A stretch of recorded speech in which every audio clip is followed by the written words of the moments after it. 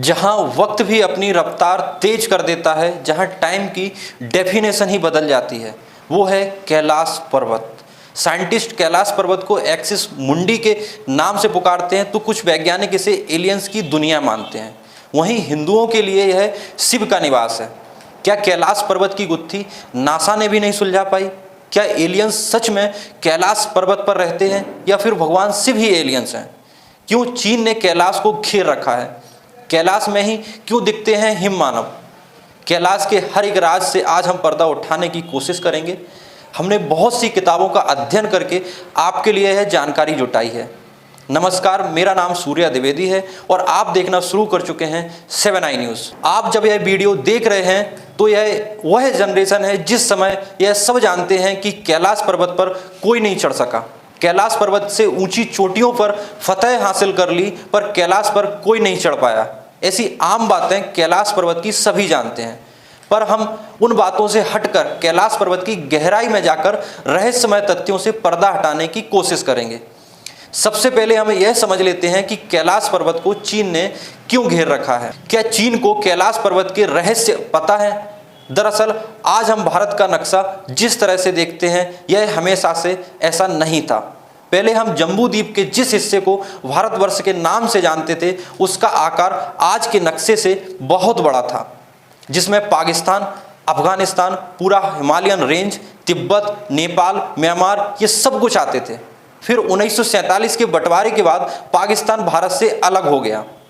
कारण था हिंदू और मुसलमान के बीच विवाद और ब्रिटिश राजनीति। पर तिब्बत में हिंदू और मुसलमान को लेकर विवाद हो ऐसी स्थिति ही नहीं थी, क्योंकि तिब्बत में बौद्ध और बौद्ध धर्म पाया जाता है, जो कि हिंदू धर्म का ही एक आगे बढ़ा हुआ रूप है और हमेशा से तिब्बत भारत के साथ ही रहा है, जहां कैलाश पर्वत और मानसरोवर झील है। फिर ऐसा क्या हुआ कि तिब्बत भारत से अलग होकर चीन के साथ हो गया?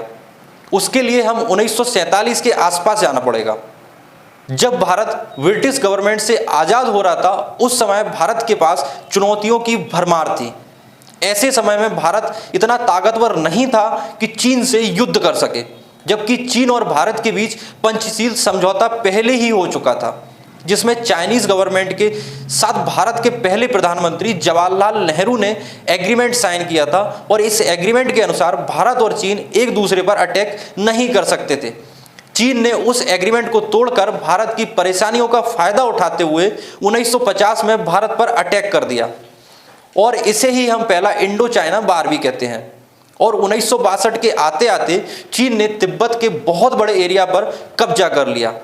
इस तरह तिब्बत भारत से अलग होकर चीन से जा मिला, जिसके साथ कैलाश पर्वत भी चीन के कब्जे में पहुंच गया। अब हम धर्म ग्रंथों के आधार पर कैलाश पर्वत को समझने की कोशिश करते हैं। हिंदुओं के ग्रंथ शिव पुराण में भी कैलाश पर्वत को भगवान शिव का निवास माना गया है, जिसमें महादेव अपनी पत्नी देवी पार्वती, श्री गणेश, कार्तिकेय और शिवगणों के साथ रहते हैं। शिव पुराण के साथ साथ मार्कंडेय पुराण में भी कैलाश से जुड़ी बहुत सी कहानी मिलती हैं। हिंदू धर्म के बाद अब जैन धर्म की बात करें तो यह माना जाता है कि जैन धर्म के तीर्थकर ऋषभदेव ने इसी पहाड़ के ऊपर मोक्ष को प्राप्त किया था। जैन धर्म के अनुयायी यह भी मानते हैं कि ऋषभदेव को निर्माण मिलने के बाद उनके बेटे राजा भरत चक्रवर्ती ने कैलाश के ऊपर 3 स्तूप और 24 तीर्थकर का निर्माण कराया था। जैन धर्म के अनुसार वर्धमान महावीर ने भी यहाँ जाकर तपस्या की थी। जैन धर्म के बाद अगर बुद्धिज्म की बात करें तो बौद्ध धर्म के लोग कैलाश माउंटेन को मेरू पर्वत के नाम से पुकारते हैं। बौद्ध धर्म के लोगों का यह मानना है कि उनके बुद्ध ककरा संबर कैलाश में ही रहा करते थे और इन्हें डैम चौक के नाम से जाना जाता है। तांत्रिक बुद्धिस्ट साधु पद्म संभव के बारे में भी कहा जाता है कि 7th और 8th सेंचुरी के दौरान यह कैलाश पर्वत में ही रहा करते थे। अब हम समझने की कोशिश करते हैं, क्या कैलाश पर्वत पर हिम मानव रहते हैं? कैलाश पर्वत के आसपास रहने वाले अधिकतर लोगों ने यह दावा किया है कि उन्होंने बहुत बड़े बड़े पैरों के निशान बर्फ पर देखे हैं। दावा नेपाल, तिब्बत और हिमालयन रेंज के लोग बार बार करते आए हैं। उनका मानना है कि यह इंसानों के सामने नहीं आते, इसलिए अक्सर सिर्फ उनके बड़े बड़े फुटप्रिंट दिखाई देते हैं। यह फुटप्रिंट 3 से 4 फीट तक लंबे होते हैं। यति को देखने का दावा सिर्फ और सिर्फ लोकल लोगों ने ही नहीं बल्कि इंडियन आर्मी ने भी इस तरह का दावा कर चुकी है। 2019 में भारतीय आर्मी ने कुछ ऑफिसर्स ने भी यति के पैरों के निशान देखने का दावा किया। सिर्फ दावा ही नहीं किया बल्कि प्रूफ के तौर पर वीडियो और पिक्चर्स भी ली गई जो गूगल में आज भी मौजूद हैं। यह फुटप्रिंट एक या दो नहीं बल्कि एक बड़े लंबे रास्ते तक आगे बढ़ते हुए नजर आए। बाद में वह फुटप्रिंट नदी के सामने गायब हो गए। जानकारी मिलती है उनके अनुसार यह इंसान, भालू और बंदरों का मिला जुला स्वरूप है। उनके बाल बहुत लंबे होते हैं और उनकी हाइट बहुत ऊंची होती है। वह करीब 12 से 15 फीट ऊंचे और शरीर के साथ बहुत डरावने भी दिखते हैं। इंडियन आर्मी के बहुत से ऑफिसर्स इस बात का जिक्र करते हैं कि यति और हिम मानव 5000 से 6000 ऊंची चोटियों पर पाए जाते हैं, इसलिए हम इंसानों को बहुत कम नजर आते हैं। अब सवाल कई बार यह भी उठता है कि क्या यति हनुमान या उन्हीं के जैसे कोई प्राचीन बंदरों का समूह है जो बहुत कम बचे हुए हैं और कभी कभी पहाड़ों की तरफ जाते हुए लोगों से टकरा जाते हैं। आगे बढ़ते हैं और हम यदि आपसे कहें कि इस दुनिया में एलियंस आते हैं तो क्या आप विश्वास करेंगे? और उसके साथ यदि हम यह जोड़ दें कि कैलाश पर्वत के पास रह रहे 1 लाख से ज़्यादा लोग अचानक गायब हो गए तो इस बात पर विश्वास करना बहुत मुश्किल होगा। आपको विश्वास दिलाने के लिए हम इतिहास के कुछ पन्ने पलटेंगे। इसका संबंध सीधा कैलाश पर्वत से जुड़ा है। ये चलेंगे तिब्बत, जो कि आज चीन के अधिकार में है। तिब्बत का नाम सामने आते ही हमारी आंखों के सामने बहुत से बौद्ध गुरुओं की छवि घूमने लगती है। बौद्ध धर्म से तिब्बती और बौद्ध धर्म से एलियंस और हिडन सिटीज की हमेशा बात की है। इन सभी को समझते हुए जब कुछ स्कॉलर्स तिब्बत के कुछ स्क्रिप्ट तक पहुंचे तब सामने आया गूंगे किंगडम का अनोखा रहस्य। गूंगे किंगडम की शुरुआत 13 से 14 सेंचुरी के दौरान हुई थी।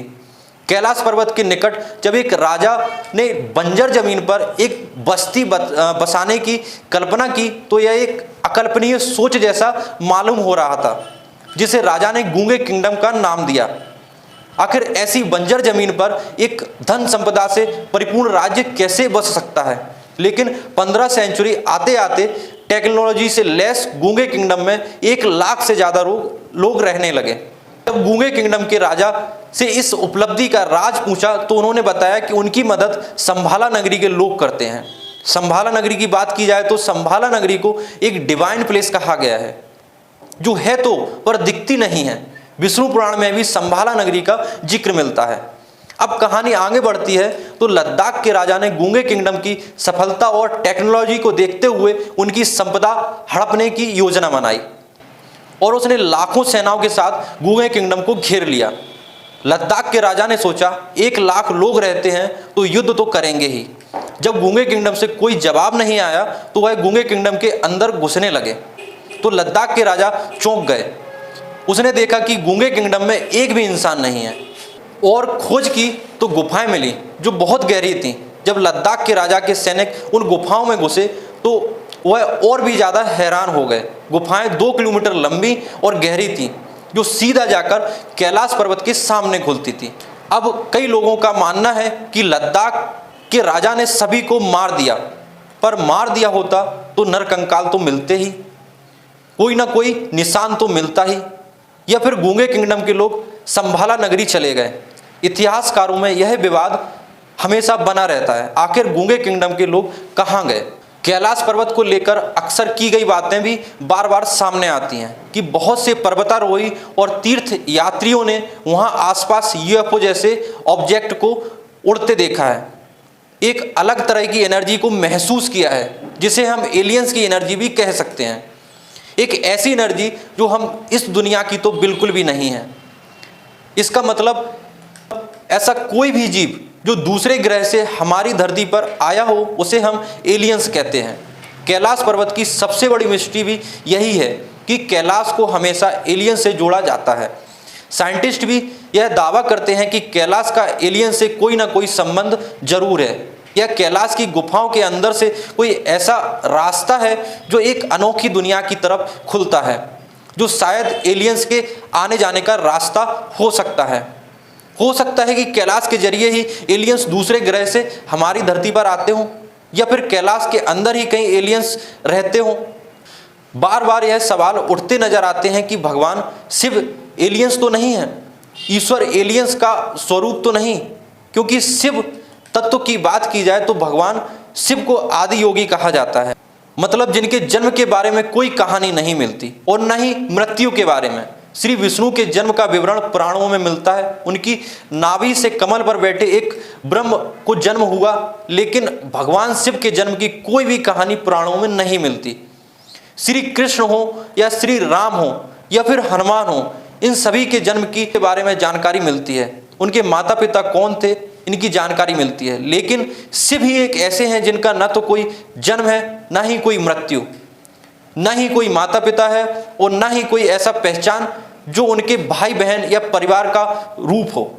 उन्हें आदि योगी भी कहा जाता है, जो हमेशा से इस धरती पर हैं और हमेशा धरती पर रहेंगे। उनके पास ऐसी मिस्टीरियस पावर है जो इस पूरे ब्रह्मांड को एक ही मिनट में खत्म कर सकती है। शिव का निवास हमेशा से कैलाश बताया गया है। नासा ने भी किसी महायोगी की झलक अपने सैटेलाइट के जरिए कैलाश पर्वत के ऊपर देखी है। उनके हाथ में डमरू और त्रिशूल है, उनको ओम के नाम से जोड़ा जाता है और ओम वह साउंड है जो इस पूरे यूनिवर्स पर मौजूद है। पुराणों और वेदों में बताई गई इस ओम की ध्वनि के कैलाश में होने का सबूत अमेरिका और रूस साइंटिस्ट भी दे चुके हैं।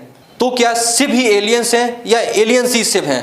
यह सवाल लंबे समय तक बना रहेगा। हम बात करें कैलाश पर्वत पर चढ़ाई करने वाले लोगों की, तो इतिहास गवाह है कि कैलाश पर नेपाल और चीन के करीब 19 साइंटिस्ट की इस चढ़ाई के दौरान मौत हो गई।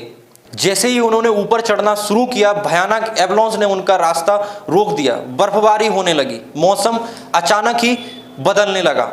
इसके बाद भी चीन ने हार नहीं मानी। अब वह हेलीकॉप्टर लेकर ऊपर चढ़ने की कोशिश करने लगा। हेलीकॉप्टर कुछ दूर तक ऊपर पहुंचा तो अचानक फिर हेलीकॉप्टर खराब होने लगा। भयानक बर्फबारी और आसपास से चमकते अजीब बिजलियों ने हेलीकॉप्टर का रास्ता रोक दिया। ऑक्सीजन सिलेंडर होने के बावजूद उन सभी को सांस लेने में दिक्कत महसूस होने लगी। मौसम इतना भयानक हो चुका था कि किसी को भी न तो कुछ दिखाई दे रहा था और हेलीकॉप्टर को कंट्रोल खो चुके थे। और ऊंचाई पर पहुंचने के बाद हेलीकॉप्टर की नेविगेशन और रडार सिस्टम ने काम करना बंद कर दिया। उनका हेलीकॉप्टर क्रैश हो सकता था क्योंकि हेलीकॉप्टर ने काम करना बंद कर दिया था। इसके बाद उनकी हिम्मत टूट गई और वह वापस लौट आए। इसके बाद चीन की तरफ से कभी भी ऊपर चढ़ने की कोशिश नहीं की। गवर्नमेंट से परमिशन लेने के बाद 2 रूसी, ब्रिटिश और एक अमेरिकी ने ऊपर चढ़ने की योजना बनाई। वह सभी वेस्ट पर्वतारोही के रूप में जाने जाते थे। उन्होंने कैलाश पर्वत पर चढ़ाई करना शुरू की। 1 हफ्ते तक उनका कोई भी पता नहीं चला, जैसे वह बर्फ में कहीं गायब हो गए हों। कुछ दिन बाद वह वापस लौटे तो नज़ारा सामने देखने को मिला, उस पर किसी को यकीन नहीं हो रहा था। उन चारों की उम्र 10 दिन में ही 10 साल जितनी बढ़ गई थी। चेहरे पर झुर्रियाँ बढ़ गई थीं, आंखें अंदर घुस चुकी थीं, दाढ़ी और बाल इतने बड़े हो गए थे कि पहचान पाना मुश्किल हो रहा था। उन सभी ने अपना मेंटल बैलेंस भी कुछ हद तक खो दिया था। उन्हें अस्पताल में एडमिट कराया गया। अजीब से सिचुएशंस के साथ कुछ ही दिनों बाद इन सभी की मौत हो गई। जितने भी लोगों ने कैलाश के ऊपर चढ़ने की कोशिश की है, उनके अनुभव बताते हैं कि कैलाश पर शुरुआत में चढ़ना बहुत अच्छा लगता है, लेकिन एक सीमा के बाद उन सभी को स्पिरिचुअल पावर और डिवाइन एनर्जी का एहसास होता है। उनके दिलों की धड़कन बढ़ जाती है। ऑक्सीजन सिलेंडर चाहे कितने भी मौजूद हों, उन्हें सांस लेने में तकलीफ होने लगती है, जैसे पहाड़ के अंदर से आवाज़ आ रही हो कि यहाँ से वापस चले जाओ। एक चेतावनी सी महसूस होती है और जो इसे समझकर वापस नीचे आ जाते हैं वह बच जाता है, और जो इस चेतावनी को इग्नोर कर ऊपर की तरफ आगे बढ़ते हैं उन सभी ने अपनी जान से हाथ धोना पड़ता है। आज तक कोई भी कैलाश पर्वत पर ऊपर तक नहीं चढ़ पाया, फिर चीन अपनी कोशिश में कैसे सफल हो सकता है? लेकिन आज भी चीन कैलाश के रहस्यों को जानने में लगा हुआ है, पर आज तक उसके लिए यह भी नामुमकिन ही